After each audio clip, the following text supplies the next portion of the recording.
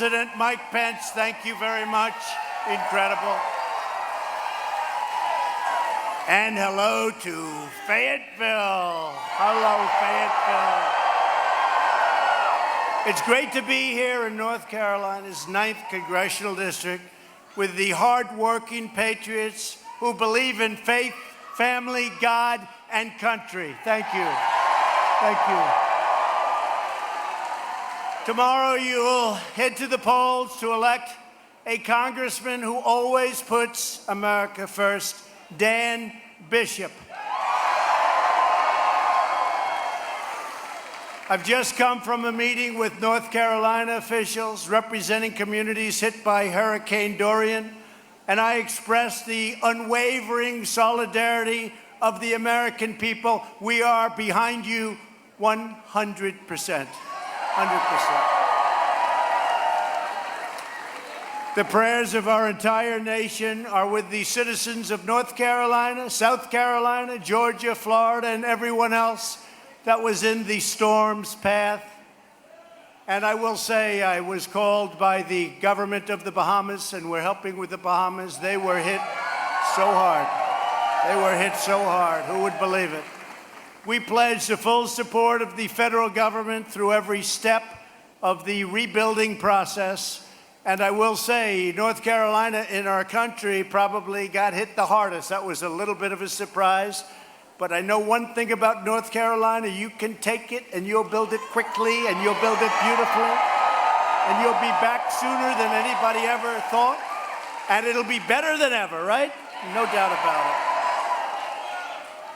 I also want to give a special recognition to the many non-governmental organizations doing so much to help people recover from Dorian. In particular, Franklin Graham. He's a wonderful guy.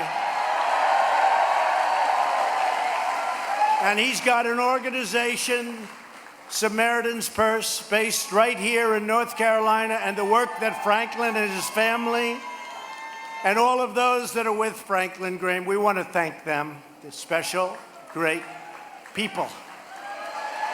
Great people. Thank you, Franklin. Thank you. Incredible job. He does such a great job all over. Wherever there's a problem, you see Samaritan's Purse and Franklin and his people.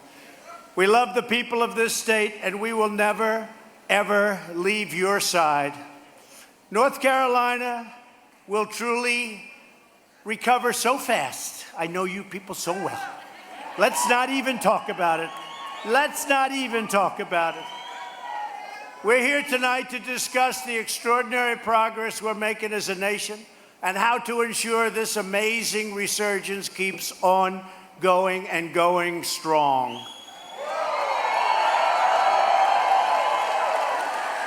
In just over 2 years, we've taken this big, beautiful ship, and it's being turned around very quickly. Nobody thought this would happen.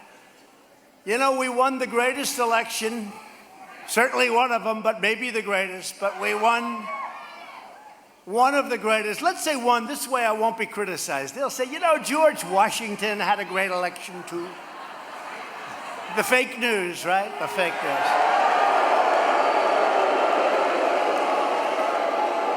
But we won one of the greatest elections in history. And because of that, and you would be in big trouble if we didn't, I can tell you that. You'd be, instead of going up, we were heading in the wrong direction. We have the #1 economy anywhere in the world. And every time I meet a foreign leader, almost every time, they say, congratulations on what you've done with the economy. I said, I didn't do it. I just set a certain path. The people of the United States did it. #1 anywhere in the world. And they tried to do the recession thing. You know, they tried the Russia thing. That didn't work. They tried many other things. I always say the media and their partner, the Democrats. I wouldn't mind fighting the Democrats, but we really have to look at it as a twosome. It's the media and the Democrats. It's one and the same. We're rebuilding our military, defending our sovereignty, and reclaiming our dignity as a nation.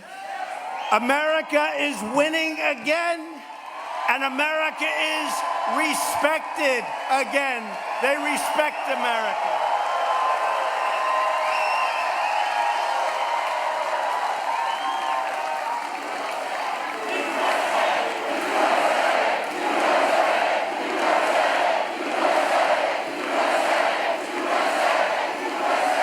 By the way, I have about like 10 women in the front row, and you come from North Carolina, and they travel all over the place. Hold up your hands. These are great women.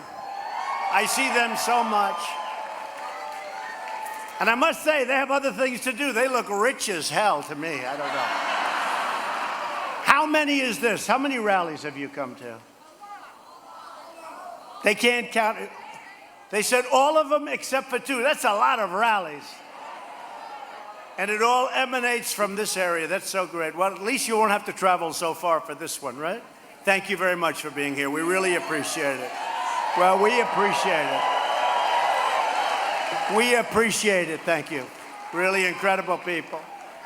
But you know, we've created 6 million new jobs since Election Day. And I couldn't say that in my initial rallies because nobody would have believed it. 6 million new jobs. More Americans are working today than ever before in the history of our country. Almost 160 million Americans. Nobody would have thought that was possible. We wouldn't have been able to say it, actually. We've now had 13 straight months of wage gains of at least 3%, so that people that work so hard, you remember I used to say during the rallies, before we won, people worked 2 jobs, 3 jobs, and they made less money than they made 21 years before. And now wages are going up, the economy is doing great, and jobs have never been better. So importantly, more than 7 million Americans have been lifted off of food stamps. Nearly 600,000 Americans entered the labor force last month alone. Think of that. And the unemployment rate for African Americans just reached another brand new, yesterday, all-time low in the history of our country.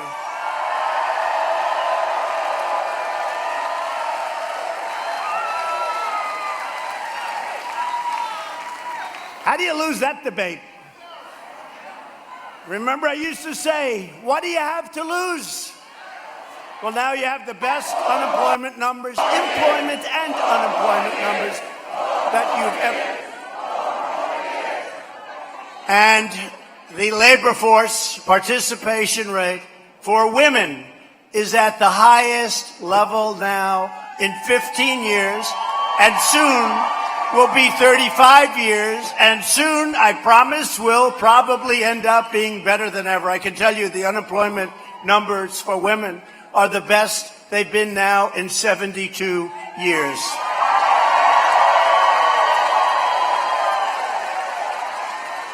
So I always say kiddingly, I'm sorry I didn't make it historic, but you know what? It's going to be historic very soon. It's going to be historic very soon.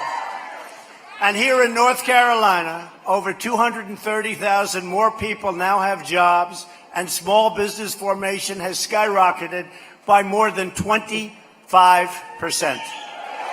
Amazing. But the radical Democrats want to dismantle, demolish, and destroy everything that you've gained. And they will do it, and it won't take that long.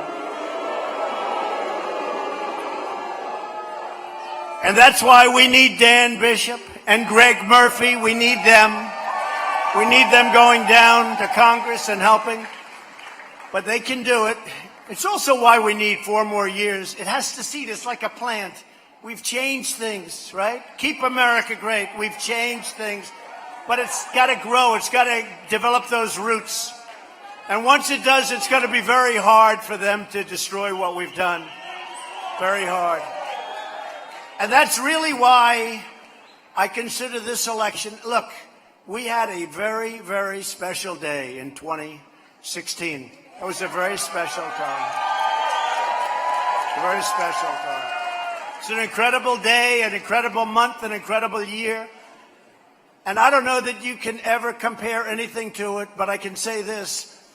2020 is essentially just as important because they'll try and take it away, whether it has to do with religion.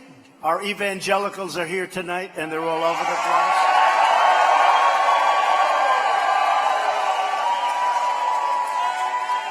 And what we've done for them and for religion is so important. You know, the other side, I don't think they're big believers. They're not big believers in religion, that I can tell you. You listen to some of them. They're trying to put out little statements. They're not working too well. Those statements are a little bit sort of not too good, huh? What is the word we want to use here? A little... No. They're pushing a little hard, and it's not working. To stop the far left, you must vote in tomorrow's special election. So important. Or get your votes in early. I think a lot of... Who voted early for Dan Bishop? Good. Well, that's good.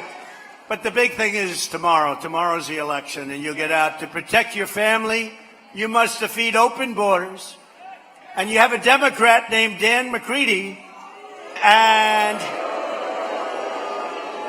he wants open borders. He wants sanctuary cities. He's not going to protect your Second Amendment. He's doing nothing on your second. You know, North Carolina is a very big Second Amendment state.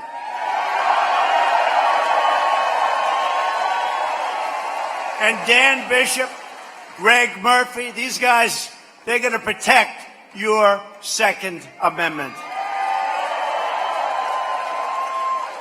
But one of the biggest issues in this election is, in fact, sanctuary cities. McCready supports sanctuary city policies that force prisons and jails to release criminal aliens directly into your neighborhoods. Get out. Go ahead. Go into the neighborhood. What's your neighborhood? Where do you live? What? Rutherford County. Okay. So, how do you feel about having them release hardened, horrible criminals into Rutherford County? I don't think so. But your whole state, it's honestly, can I be honest? It's crazy what's happening. This whole thing with sanctuary cities. And you go to California, which is so many sanctuary cities, they don't know what's happening out there. You have people that want to get rid of those sanctuary cities. They just aren't able to do it with the people that get elected. A lot of illegal voting going on out there, by the way. A lot of illegal voting. In August, McCready said it was, quote, the right call to set illegal alien criminals loose in the great state, I'm using the words great state, he doesn't, of North Carolina.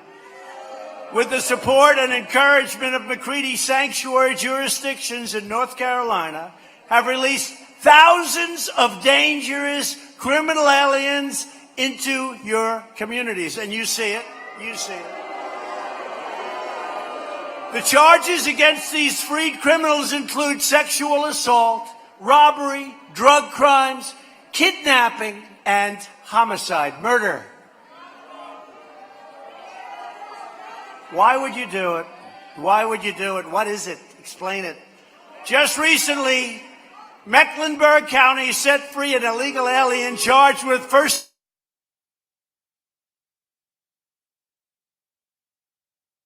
jurisdictions in North Carolina have released thousands of dangerous criminal aliens into your communities. And you see it.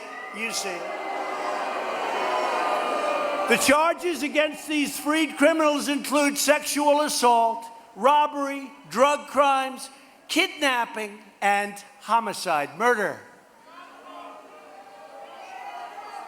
Why would you do it? Why would you do it? What is it? Explain it. Just recently, Mecklenburg County set free an illegal alien charged with first-degree rape and crimes against a child. Support for sanctuary cities is disloyalty to American citizens, and McCready wants sanctuary cities with all of their protections for people that are serious criminals. Tomorrow is your chance to send a clear message to the America-hating left, and it's got to be. And by the way, we're building that wall, and it's going up very big.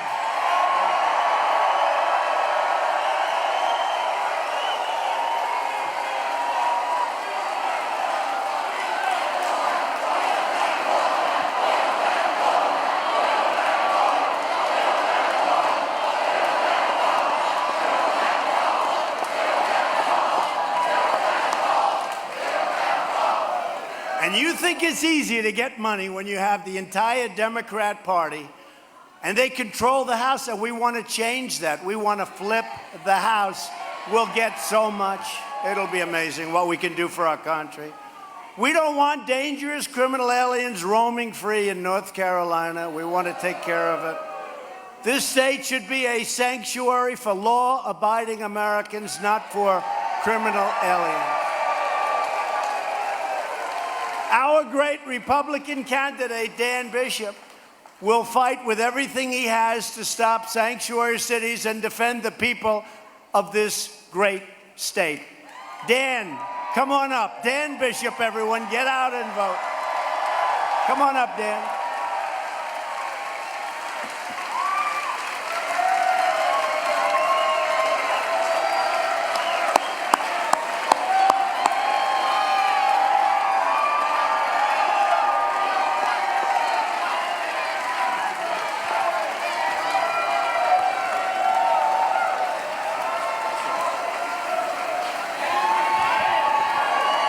Hello, North Carolina.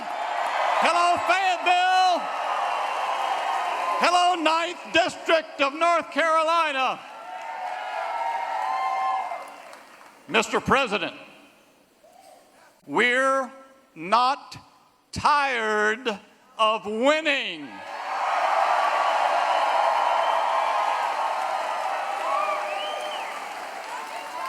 We want to keep on winning. And tomorrow, Tuesday, September 10, 2019, we're going to win the 9th District of North Carolina.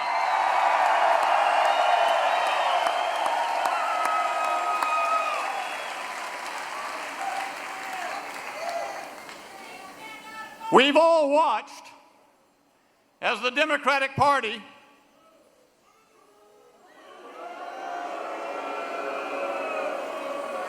the Socialist Democrat Party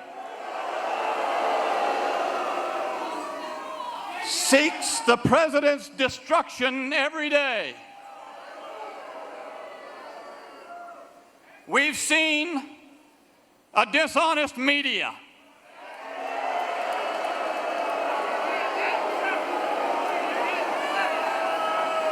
serve as their handmaidens and their allies in that mission.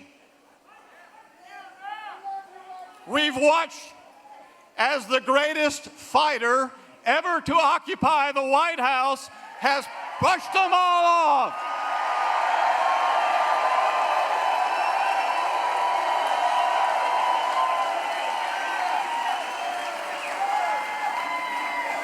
Mr. President, you don't need North Carolina, the 9th District. You got someone, all right. Got someone heated over here. Give them some space. We need a doctor here. A doctor in the House, please. Doctor, please. Doctor in the House, thank you.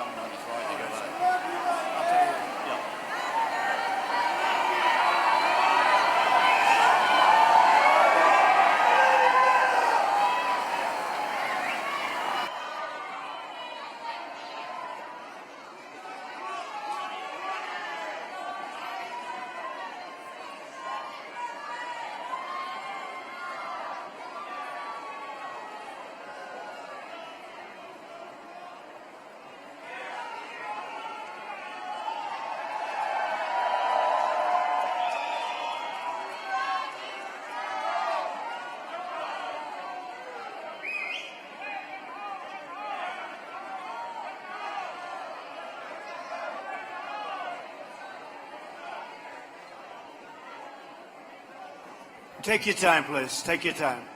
We have plenty of time. Thank you. Take your time.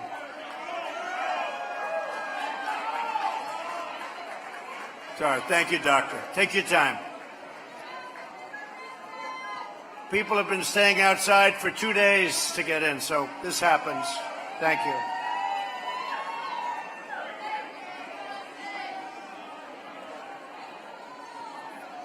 Thank you, doctor.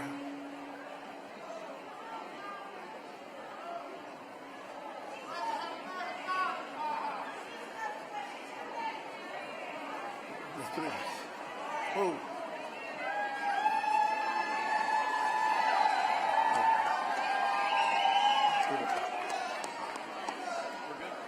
Doing better?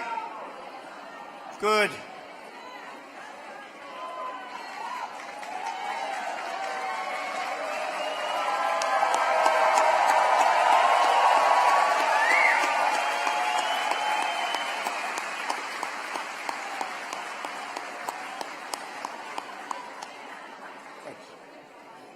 That's good. That's good.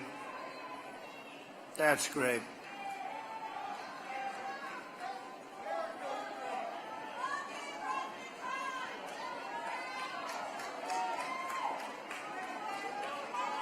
That's really great. Thank you. Thank you, sir.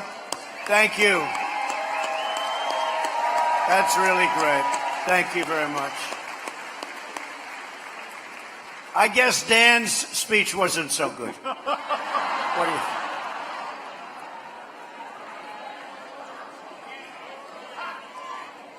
That's great. Thank you very much.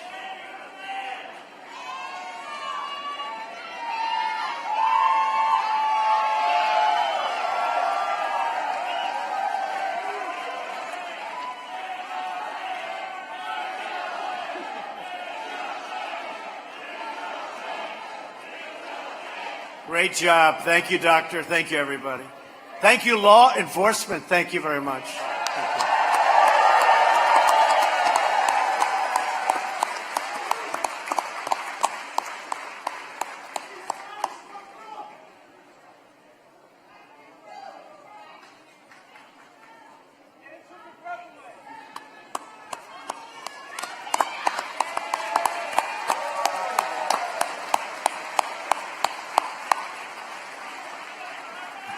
Thank you, Mr. President. Thank you, ladies and gentlemen. I trust that person will be okay. Let's all say a prayer for that person. Make sure they're right. Yeah. Because that's what we do. We pray.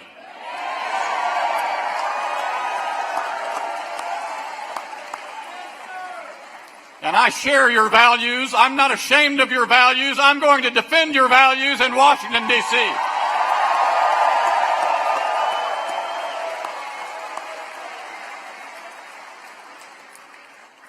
As this great fighter faces all those long odds, the socialist Democrats, the fake media, the last thing he needs is for the 9th District to send him another Nancy Pelosi clone.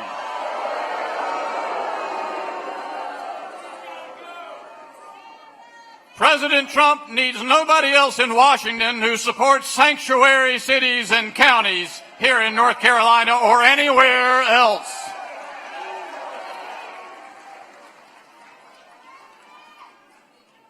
What's going to happen tomorrow on Tuesday, September 10, is the 9th District is going to send a congressman with backbone who can stand up to the smears and the lies of the lying fake news media and support the President of the United States as he keeps America great.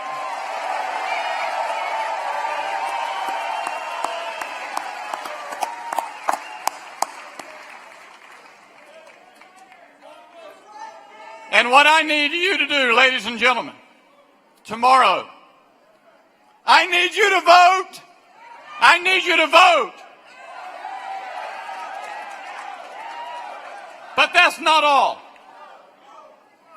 I need you to vote. But beyond that, take a lesson from President Donald J. Trump. Don't rely on them to get our message out. Take out your phone. Go to votedanbishop.com. I'm going to repeat that. Go to votedanbishop.com.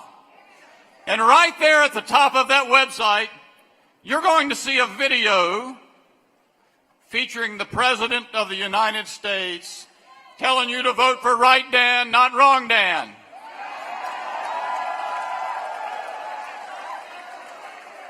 And right below that video, that little frame, you're going to see three buttons to share that video.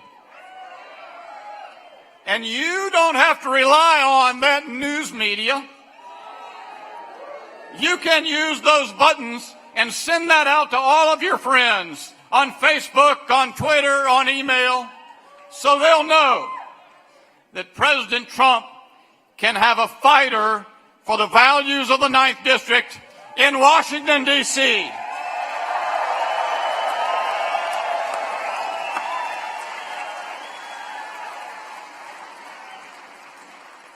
Tomorrow's our chance. Let's tell them. Let's show them. Go out and vote for right Dan. Vote for Dan Bishop tomorrow, September 10. Thank you, ladies and gentlemen. Thank you, President Trump.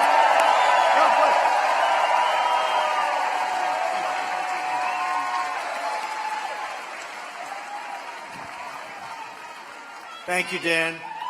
That was a good job. That was a good job. He means it, too. He's great. Get out and vote tomorrow for Dan Bishop, please. So we've had great support over the last 6 months in particular from a man who happens to be your senator right now. And we need him to keep going because he has been fantastic. And I believe he's here tonight. I just came in. The weather wasn't so great to be traveling today. They said, maybe we could skip North Carolina today, sir. I said, no, thank you. I said, no, thank you. Can you imagine? And by the way, I have to say, we have a big crowd in here, right? You have to see outside. Thousands and thousands of people who couldn't get in. And when people wait 2 or 3 days to come in, and especially these first rows, I just want to tell you, we really thank you. Incredible. But Tom Tillis has really worked with us over the last period of time. He's recently introduced a bill to give American victims the right to sue sanctuary cities. That's a big deal. And hold them accountable for the lives that they've shattered. But to pass the bill, we need more Republicans. Tomorrow, there is another crucial special election. And we have a fantastic guy running in that one, too, Republican Greg Murphy. He looks like he's in good shape, but you've got to get out. So I want to introduce Tom Tillis, and I want to introduce Greg Murphy, and I want to thank you both. Thank you.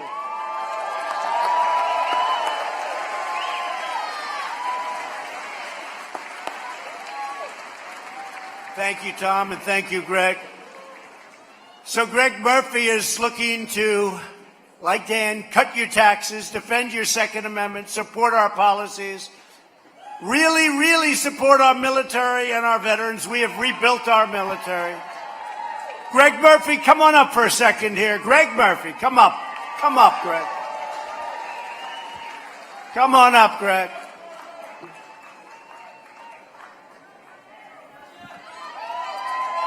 Come on up, Greg, just for a second. Then we'll get back to business. We've got to do this, and I don't know. He's been a great champ. Thank you, Greg. Come, please. Thank you. Thank you, Mr. President. Hello, Fayetteville. Hello, Fayetteville. It is a pleasure to be amongst people who believe in God, country, and family. Our Democrats have given up on God. They've pushed it away from our country. They want to give our country away, and they want to destroy the nuclear family. We have a president, a bold man, who has brought those three principles back to our faith and to our country. We need to come out and support him. So I ask you tomorrow tomorrow, please, it was actually good for me to see that actually few of you have already voted, because every single one of you needs to show up tomorrow and support Dan Bishop as your next congressman, or actually me, if I'll be your next congressman. We are here to serve you, we are here to help our president, and we are here to keep America great. God bless you all.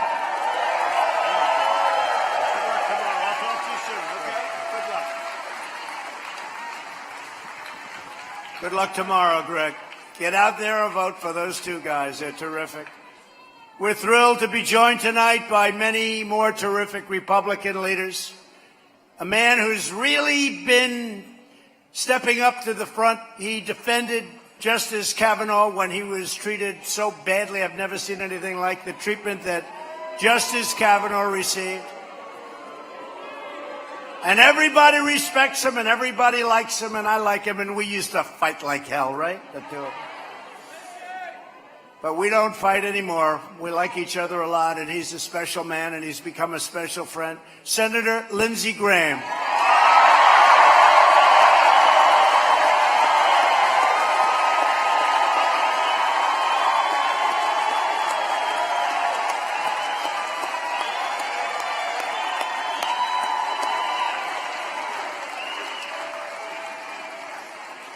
Another man who's a fighter. I guess we're all fighters. You have to be a fighter. You're not going to be here very long, I can tell you that. We got to fight them more than anybody else. But a man who's done an incredible job in Washington.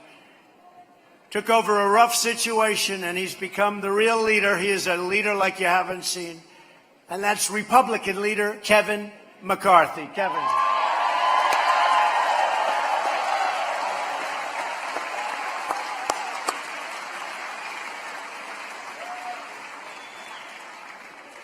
Kevin's working so hard for so many different people. He wants to see Dan and Greg win so badly. Thank you for being here. Appreciate it, leader. Representative David Roser. David, thank you. David Roser. He's done a fantastic job. Our Lieutenant Governor, who is going to be, I think, a highly competitive candidate for a very important race, Dan Forrest. Thank you, Dan.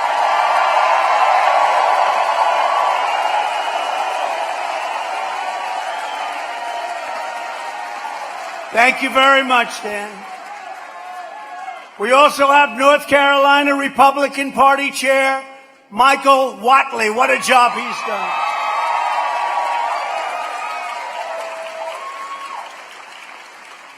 And we have a man from North Carolina who loves his state. He fights so hard, he doesn't know what it is not to fight. You know who I'm talking about? They got it, Mark. They're all screaming, Mark Meadows. That's right.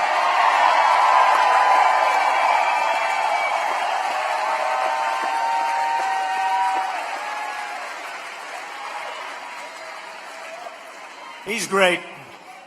So many. Jim Jordan, Andy Biggs, Gates, and I just got so much. By the way, Devin Nunes. Devin Nunes. How about Devin? He was out there when it wasn't in vogue to be saying that Comey was a stone-cold liar and leaker. But he knew a long time, Devin Nunes. But Mark Meadows has been incredible. And do they love him in your state? Do they love Mark Meadows? Thank you, Mark. Also, a friend of mine who's been with us from the beginning. He's not a politician, but he might as well be one. He loves us, he loves this party, and he loves your state. Lives here, Louis DeJoy, one of the most successful people. Thank you, Louis, and your wife is doing a great job, Louis. And a very special thanks to my son, Don Jr. and Kimberly.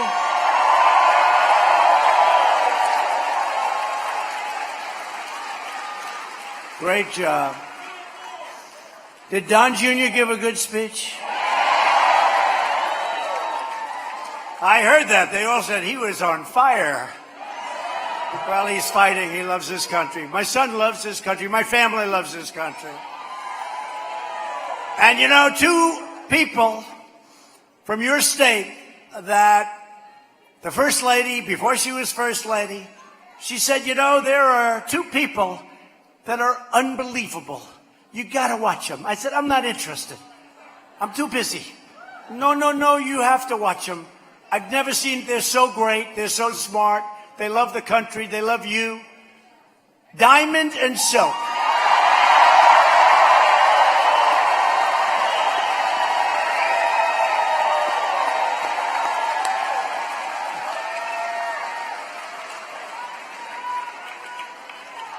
They are incredible.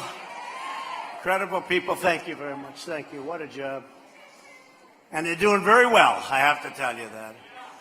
Our shared Republican agenda is pro-worker, pro-jobs, pro-family, pro-growth, and 100% pro-American.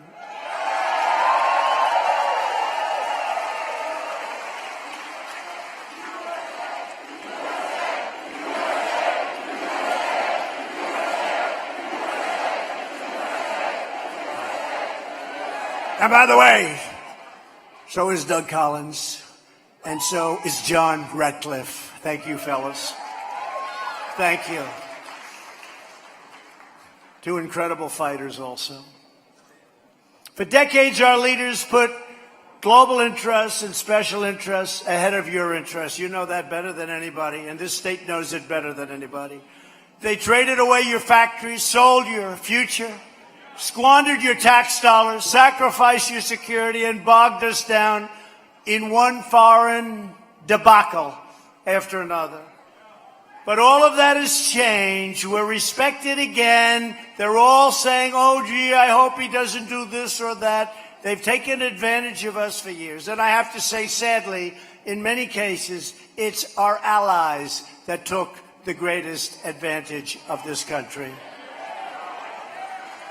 But now you finally have a president who understands that I'm not supposed to be the president of the world. I'm supposed to be the president of the United States of America.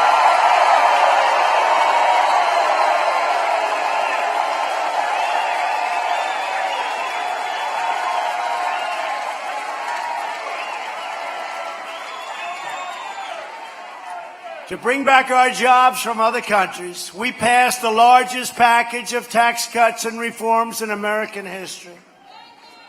We've cut a record number of job-killing regulations. No president, no matter how long they serve,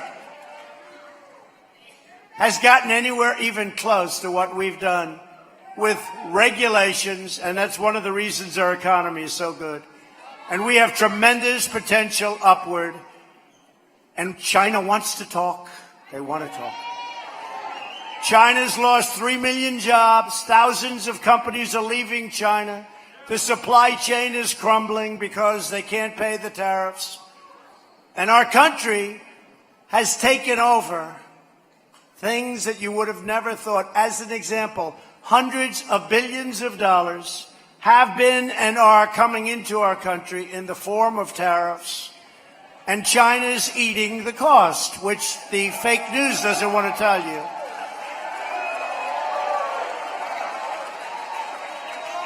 And out of the tens of billions of dollars that we've taken in, because of the fact that our great American patriot farmers have been targeted by China, they've been targeted because they know the farmers, like Trump, I love the farmers, so they targeted the farmers. And I said to Sonny Perdue, Secretary of Agriculture, Sonny, how much was it last year and the year before? Tell me. It was $12 billion and it was $16 billion. And out of the tariffs that we've taken in, we gave to our farmers for distribution, hopefully very good distribution, hopefully very even distribution. We've given them $28 billion so that they're whole. So that they're whole. Nobody would ever do that. Nobody would ever do that. I can tell you that right now. And our farmers know we have to fight. I see it all the time where some of the networks that are crazy, they have a group of farmers. In some cases, they have groups of women. They say, what do you think of President Trump? We like him a lot. We're with him all the way. And they want to turn off the cameras. They go crazy. But with the farmers, you know that. You ever see that? The 10 women? What do you think of President Trump? We love him.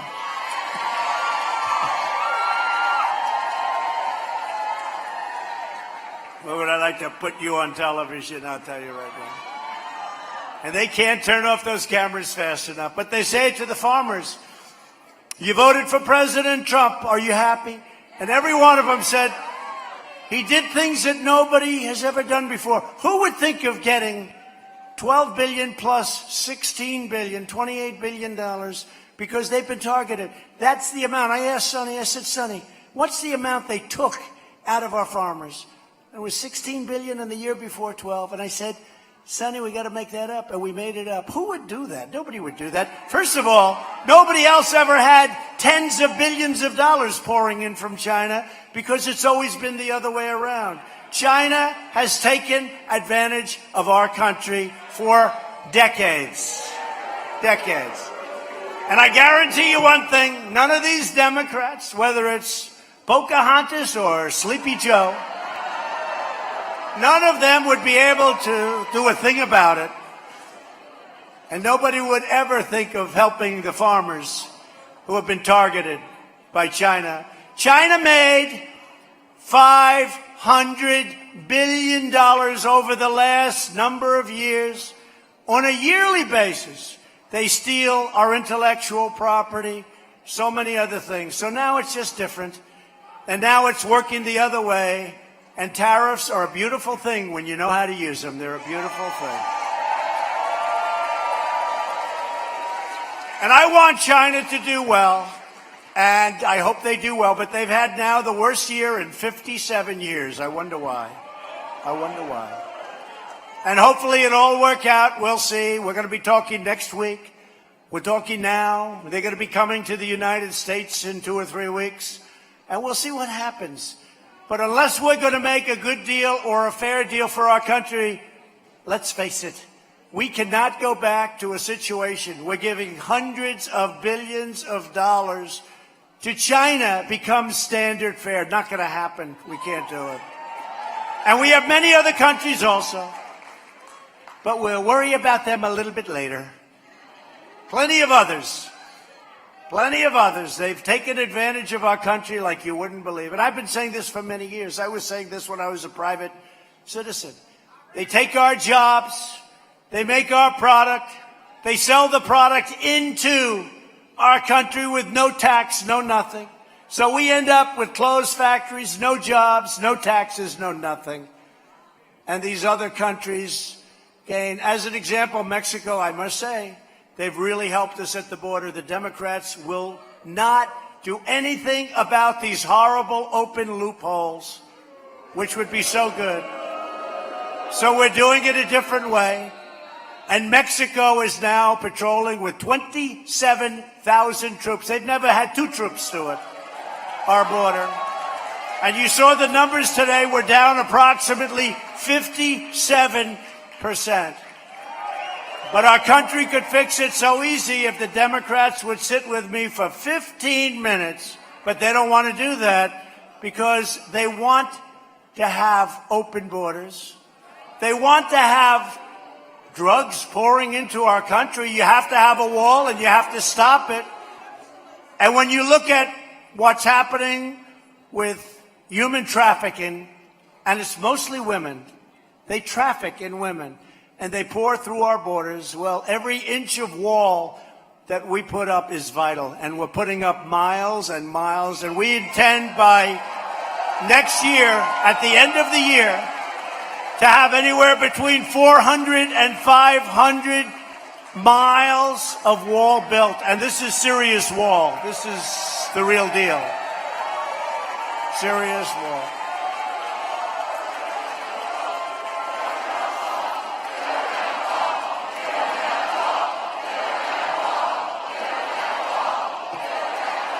And I want to thank our new Secretary of Defense, Mark Esper, for the job he's done.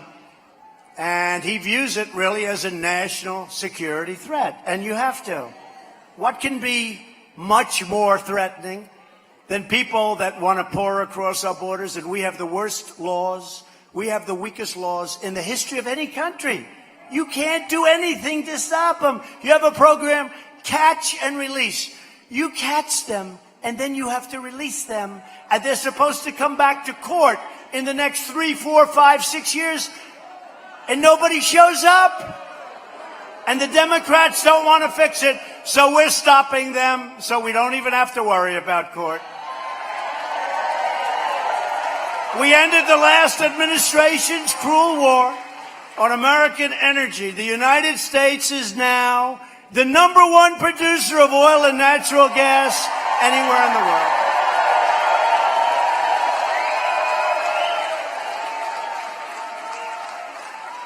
And for all of these crazy people, but they're not so crazy, they know what they're doing. They talk about Russia, Russia, Russia. Russia's not too happy about that. Their primary source of income is oil and gas. And now we're bigger than Russia, bigger than Saudi Arabia, we're bigger than everybody. And we're doing great. So they're not exactly happy.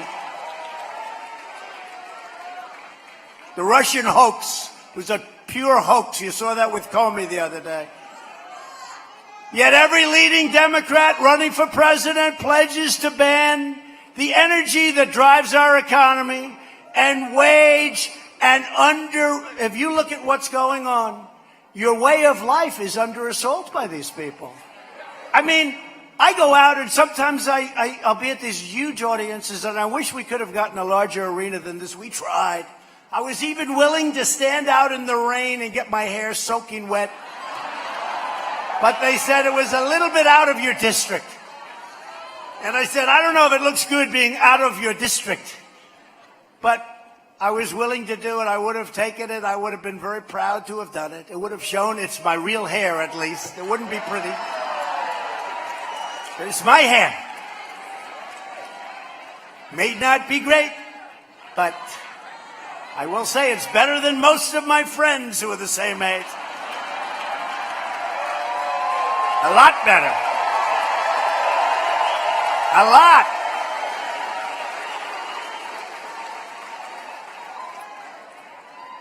But I do, we had a different location, as you all know. And we said, let's do this one, it's bigger. And we put screens outside for all of the people. We have screens and loudspeakers and everything. It's really amazing what's going on out there. But after years of building up other countries, we are finally building up our country. That's the bottom line.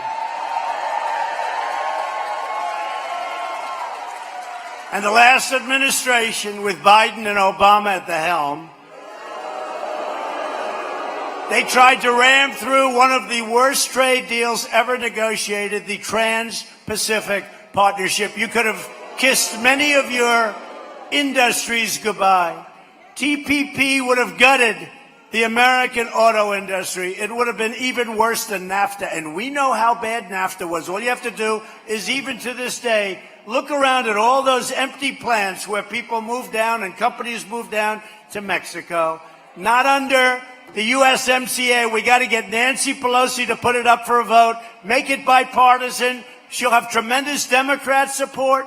The farmers want it, the unions want it, the manufacturers want it. And by the way, 600,000 manufacturing jobs in this country. Remember, you would need a magic wand. You can't do that anymore. Well, we did it. But we've got to get USMCA put up for a vote by the Democrats. But in my first week in office, I proudly withdrew from that job-destroying TPP catastrophe.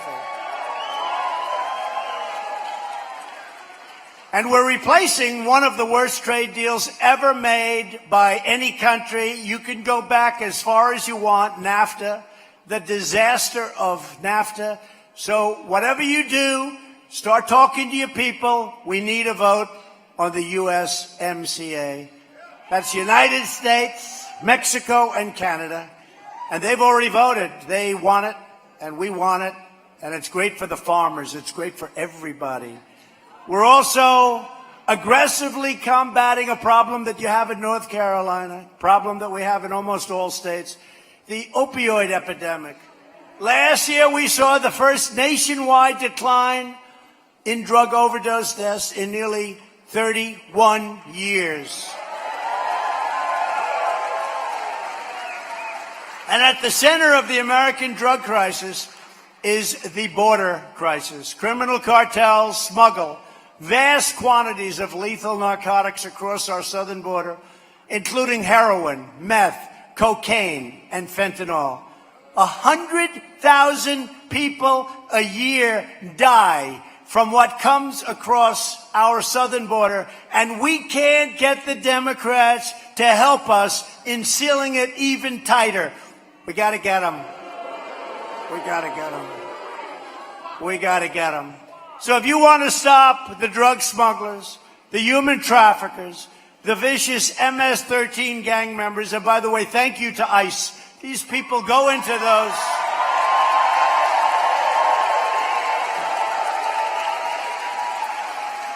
They go into those nests. We call them nests.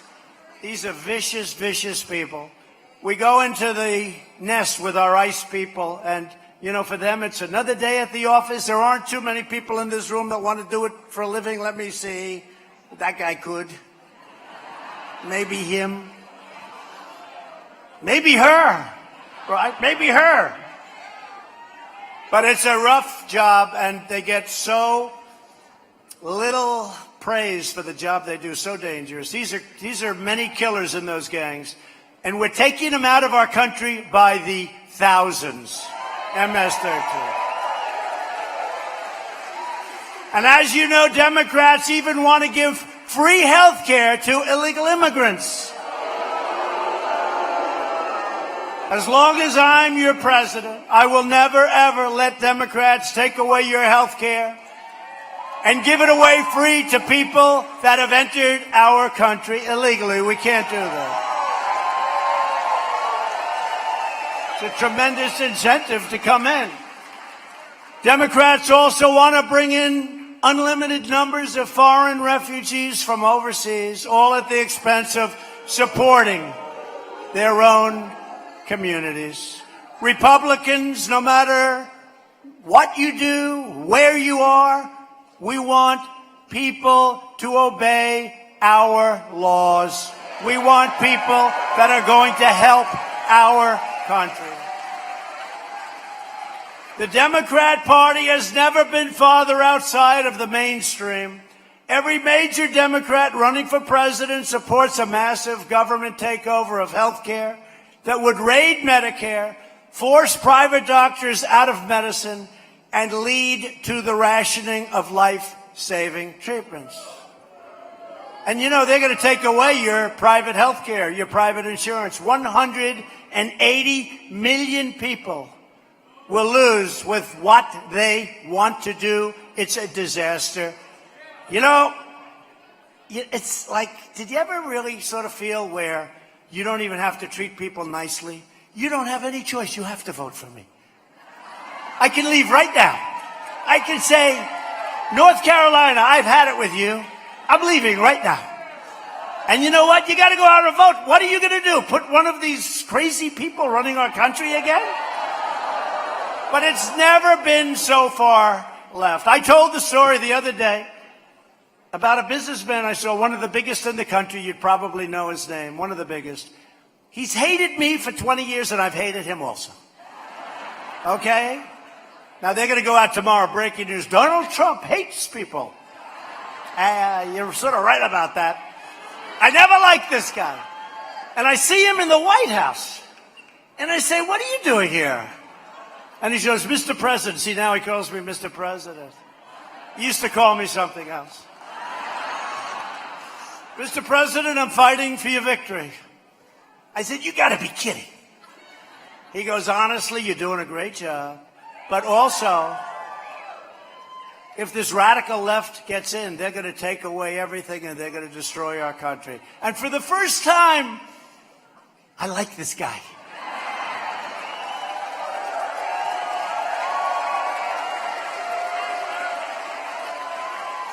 My administration is defending your right to choose the plan and the doctor that is best for you. Remember President Obama?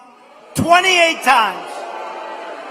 Remember, 28 times. They counted them, and there's much more than that, I would imagine.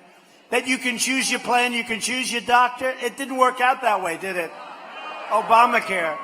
And we're keeping Obamacare alive. We got rid of the individual mandate, the worst part of Obamacare. We're keeping it and running it as well as it can, but the premiums are too high. The deductibles are through the roof. It's ridiculous. And we're coming up with Lindsey Graham and all of the folks, we're coming up with a great health care plan that if we take back the House, that's why Dan and Greg, if we take back the House, if we keep the Senate, maybe even increase it a little bit, wouldn't be bad. And on the assumption we keep the presidency, you're going to have great health care.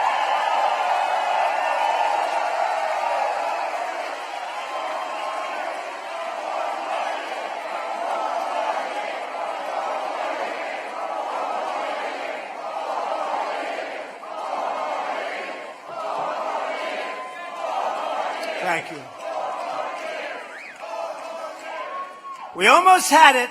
We had a man campaigning for 8 years to knock out Obamacare, and when he voted, it didn't work out that way, did it? We had it. We would have had it, but we're going to end up actually with a better plan. Sometimes through adversity, things work out better. We're going to end up with a better plan. You watch. We'll always protect patients with pre-existing conditions also, always. You have my word.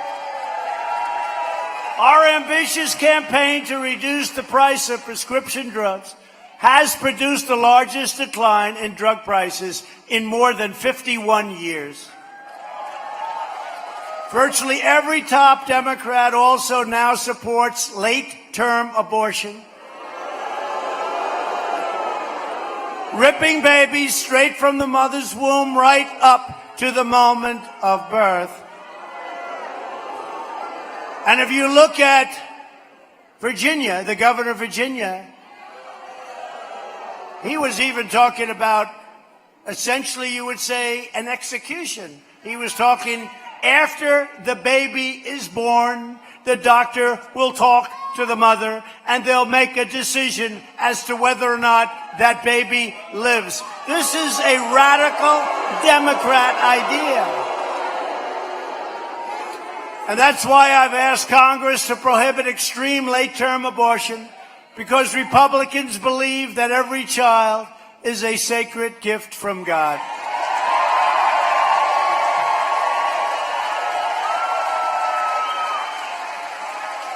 Democrats are now the party of high taxes, high crime, open borders, late-term abortion, and socialism. They're socialists. The Republican Party is the party of the American worker, the American family, and the American dream. Every day we're making good on the motto, promises made, promises kept. In fact, we are keeping even more promises by far than we made or than we promised. So many more. So many more. So many more. You know what we did with respect to people that are very sick or terminally ill, right? Right to Try. It's called, I love the name, Right to Try. We have some of the greatest doctors in the world, labs in the world, hospitals in the world, and we have incredible medicine that's prohibited from being used until it gets approval, and sometimes that approval can take many years. And I said, wait a minute, if a person is sick, and they've been trying to get this for 45 years, I said, if a person's sick and maybe terminally ill, why aren't we letting them try this new technology? And so many things are happening. And we did Right to Try, and it wasn't easy, but I was helped by Lindsay and a lot of great people. A lot of great people.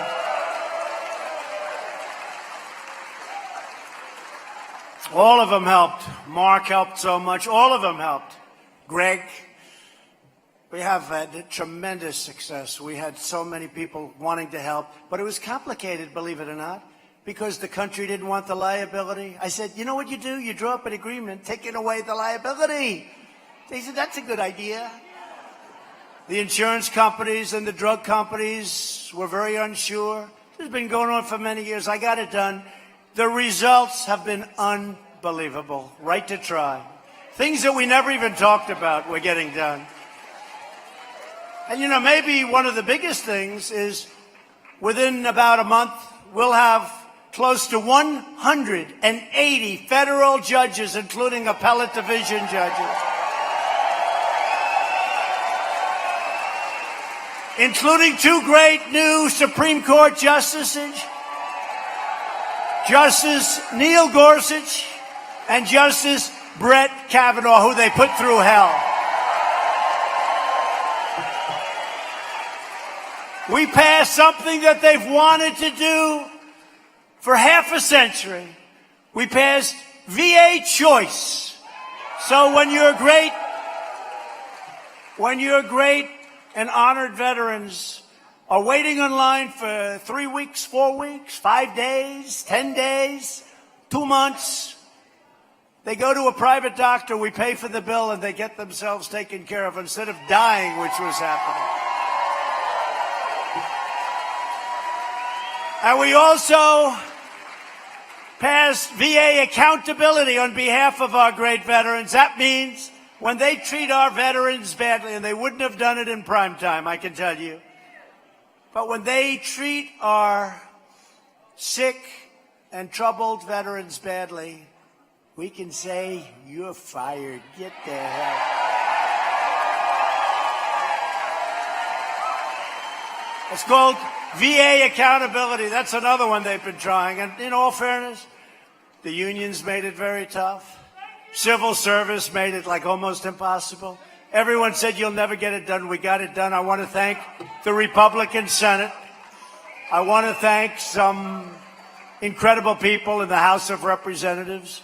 And Kevin, I want to thank you because that was a great job you did on that one. That was a great job. Thank you. Kevin McCarthy. We've achieved record funding for the U.S. military, $700 billion last year, $716 billion this year, $738 billion. And you know, I'm a big believer in budgets, but we had no choice. We had to rebuild our military with all that's going on today, with China, with Russia, with radical Islam, with everything that's happening. We had to do something. And you know, budgets are fine. I love budgets, and we'll get to that. Don't worry about it. But we had to rebuild. Our military was totally depleted. It was totally depleted. And now we have beautiful new F-35s, F-18s, new ships, new missiles, new rockets. We have new everything. I came back with Admiral Brown, the United States Coast Guard, and some of the other folks, and they were saying that the new Coast Guard cutters, how good a job has the Coast Guard done during these hurricanes? And I said, Admiral, how good are the new Coast Guard cutters? He said, they're the finest in the world, sir. We have the fine, and they had old, broken equipment that they had to keep going on a shoestring. They have brand new Coast Guard cutters. We had to do it. We had to do it. There's always time for the other, but we had to do it. We've rebuilt our military. We've taken care of the great people that work in our military. We gave them a raise, a beautiful raise they were so entitled to. And I also got other NATO members to pay an additional $100 billion over the last year and a half that they weren't paying. They were delinquent. We're supposed to protect them, and they don't pay. I say, you can't do that. You can't do that. You got to pay. NATO. Now we're finally making immensely wealthy countries pay the cost of their defense. We're negotiating with a lot of them. Think of it. We have these immensely wealthy countries, and they're paying for a fraction of our cost to defend them. How did that happen? And you know what the biggest excuse is? When I go to them and I'll say, King, you got to pay. Or Mr. Prime Minister, you got to pay. Or, Mr. President, you got to pay. You know, it's costing us billions of dollars to protect these wealthy. You know what their biggest thing is? Because I can't understand how we did this for so many years. Decades. You have been defending all of some, I won't mention names because I don't want to embarrass anybody. I don't want to.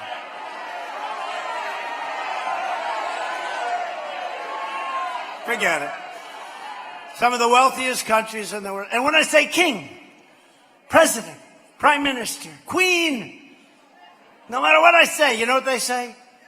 But nobody's ever asked us to do that before. That's the only excuse. Because I say to them, why would we do this? Why are we defending you? You're immensely wealthy. You compete with us on trade. We have lousy trade deals that we're renegotiating, many of them, and ultimately all of them. Why are we protecting you, Mr. President? Well, I don't know. But you know what their answer is? Because you've always done it. That's not a great answer.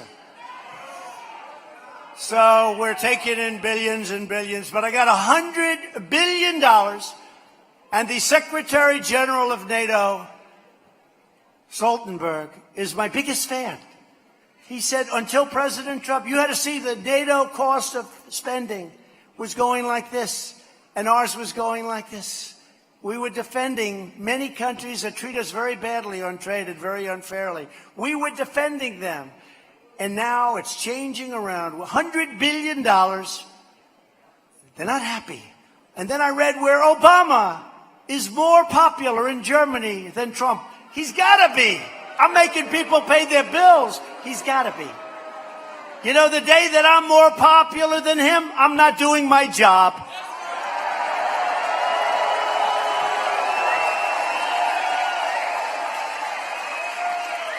It's a big story. They like him more in Europe than they like Trump. I think they should. $100 billion more they're paying. To protect America's security, I withdrew the United States from the horrible, one-sided Iran nuclear deal.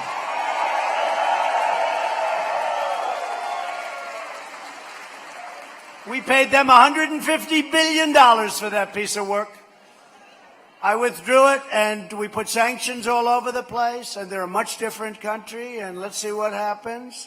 But I can tell you they'd like to get back to business because they're not doing very well. When I came into office, Iran was a real terror. 18 sites of confliction. They were behind every one of them in the Middle East. And who knows, could have been elsewhere. And I said, we're not going to do it. $150 billion President Obama paid. And $1.8 billion in cash. Whoever saw $1 million piled up as a promotion in $100 bills? It's a lot. It's a big. Now take $1 million and make it $1.8 billion in cash. I'm actually more impressed with that number than $150 billion. You want to know the truth? $1.8 billion in cash. We got taken to the cleaners, so I terminated the deal. And I recognize Israel's true capital and opened the American embassy in Jerusalem, which every president said they were going to do.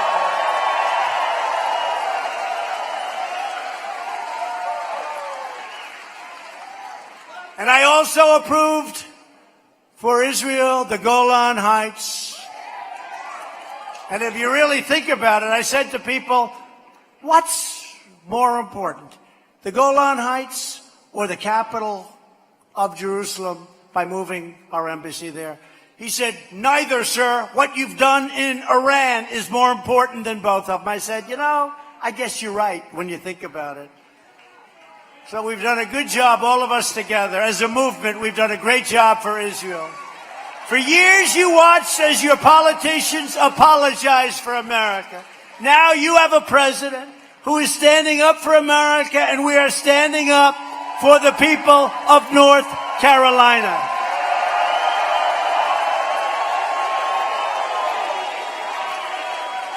You must never forget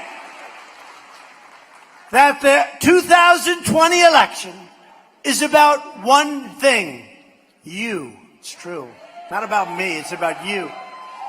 It's about your family, your future, and the fate of your country. That's what we did in 2016. They came from the hills and the valleys. They came from the cities. They came from all over the place. And people were saying, these fakers back there, they were saying, what the hell is happening? But I knew it was going to happen because we'd go out and we'd see these rallies, the likes of which nobody has ever seen before. Ever, ever, ever in politics. Ever in politics. A vote for any Democrat in 2020 and a vote for any Democrat tomorrow in North Carolina is a vote for the rise of radical socialism and the destruction of the American dream. We are entering this campaign with the best record, the best results, the best agenda, and the only positive vision for the people of North Carolina. And I've said it, and I say it loudly and proudly. I don't believe there's been any president or any administration that has done more in 2.5 years than we have, as a group, than we have. I don't believe so. When you add it all up, nobody's done what we have. Our first task is a giant victory. Tomorrow, right here in the great state of North Carolina, with your support, tomorrow, we take the first steps to firing Speaker Pelosi and winning back the House in 2020. We need everybody to get your friends, get your family, get your neighbors, and get out and vote for Dan Bishop and get out and vote for Greg Murphy. You got to get out tomorrow and vote. Together we will lift millions more from our horrible, horrible situations that have developed over the years. Look at what's happening to Democrat-run cities, every single one of them. We're going to lift millions more of our citizens from welfare to work, dependence to independence, and poverty to prosperity. With your help, we will elect more Republicans to Congress to create a safe, modern, fair, and lawful system of immigration. We will enact trade deals that result in more products proudly stamped with the 4 beautiful words, made in the USA. Boom, boom. Made in the USA. If you want made in America, I don't care. What do you like better? Made in America or made in the USA? Go ahead. Wait. Ready? We'll go made in America, then made in the USA. What do you like better? Made in America? Made in the USA.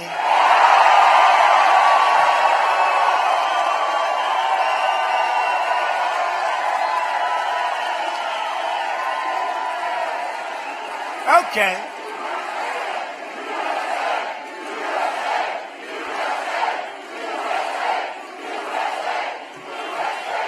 So I think we know that answer.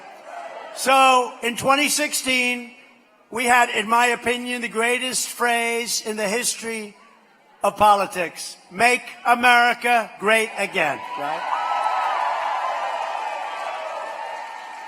Now we're within moments, hopefully, of having, despite what you heard a few weeks ago, maybe we're heading, they're going like, please, please let there be a recession, please.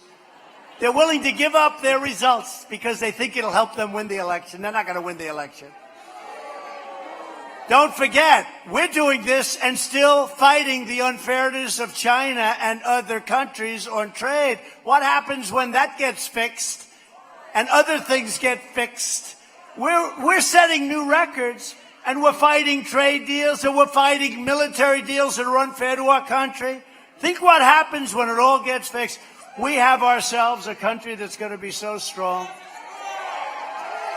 But we had a phrase, make America great again, the best. I think it was maybe the greatest, 2016. But we've done a lot, and now they're very close to setting a new I think it's the 118th time that we will have set a new record with the stock market, right? Many, many times. Many, many times. I can't be sure of that, media, but it's a lot, okay? I always have to preface it, because they'll do headlines. Headlines. Trump didn't tell the truth. Oh, they love it. So I've gotten extremely cautious. So we had the greatest phrase of all time. I think even the fake news media would agree. Make America great again, MAGA. MAGA country, make America great again. Okay. Now, we still have a year and a half, a little bit less. Can you believe it? Can you believe it?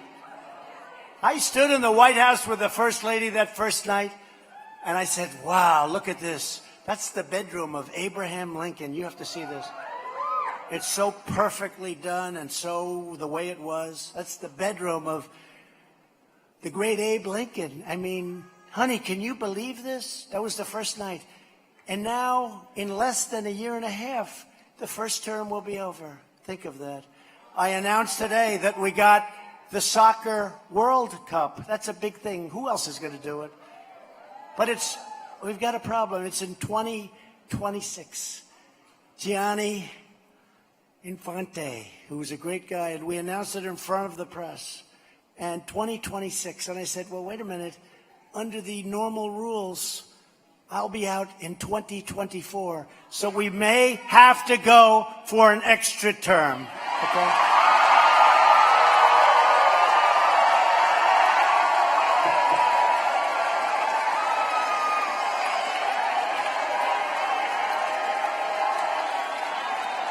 Oh, they're going crazy. They're going crazy. Tomorrow you're going to see headlines, Trump wants an extra term. I told you. He wants an extra. He wants an extra term, ladies and gentlemen. We told you. He's a dictator. We told you. No. I'm only kidding. But we actually have the World Cup. It's the biggest sporting event in the world, and we got it, and that's great. We're working it also with Mexico, Canada, giving them some of the games. We're going to have a great relationship with the World Cup. It's a big deal. Really great. Bob Kraft helped me, New England Patriots people. Great.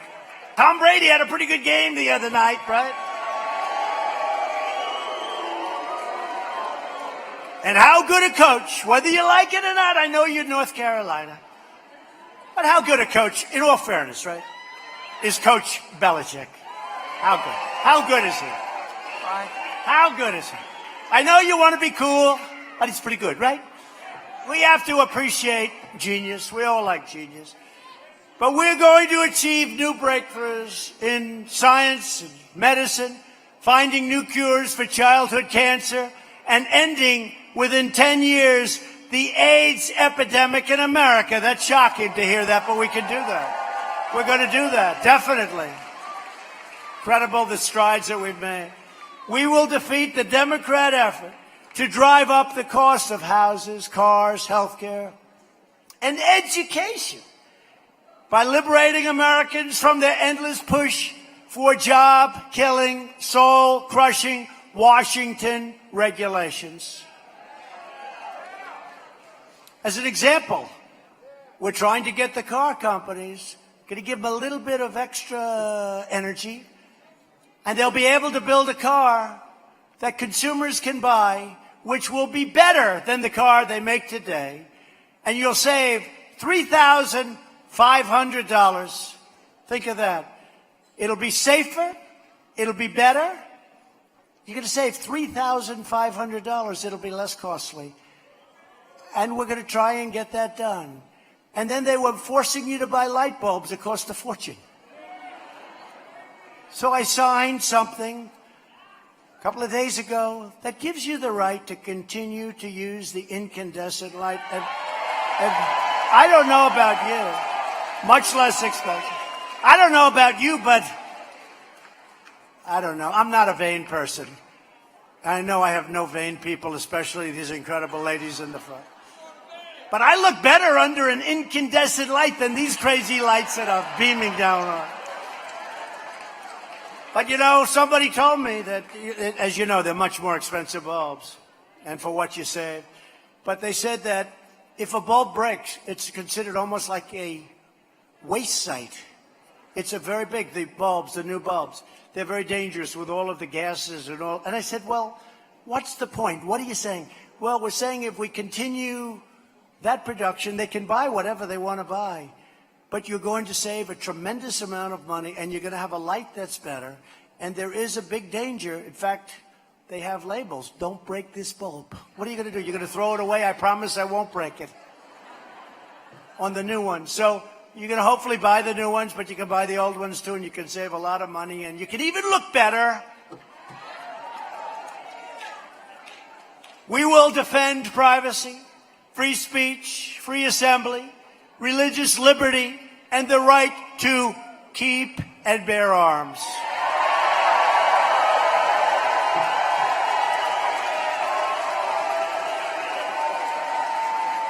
Above all, we will never stop fighting for the values that bind us together as one America. We'll be one united nation. We support, protect, and defend the Constitution of the United States. We stand with the incredible heroes of law enforcement. Thank you, law enforcement. We believe in the dignity of work and the sanctity of life. We believe that faith and family, not government and bureaucracy, are the true American way, like you. We believe that children should be taught to love our country, honor our history, and to always respect our great American flag.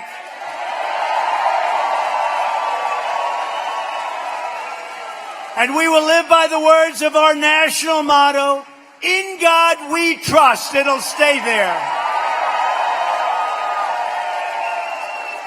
We stand on the shoulders of American patriots who crossed the oceans, settled a continent, tamed the wilderness, revolutionized industry, pioneered science, won 2 world wars, defeated fascism and communism, put a man on the moon, and built the most exceptional country in the history of the world.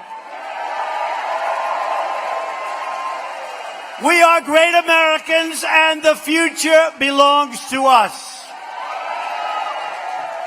The future belongs to you. With your help, your devotion, and your drive, we are going to keep on working. We are going to keep on fighting.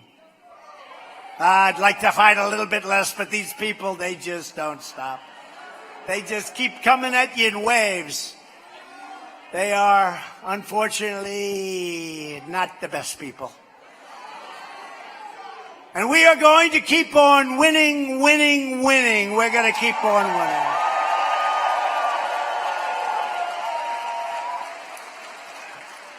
We are one movement, one people, one family, and one glorious nation under God. America is thriving like never before. We may have right now the greatest economy in the history of our nation. And ladies and gentlemen of North Carolina, the best is yet to come. Together we will make America wealthy again. We will make America strong again. We're doing it. We will make America safe again. And we will make America great again. Thank you, everybody. Thank you, North Carolina. Thank you.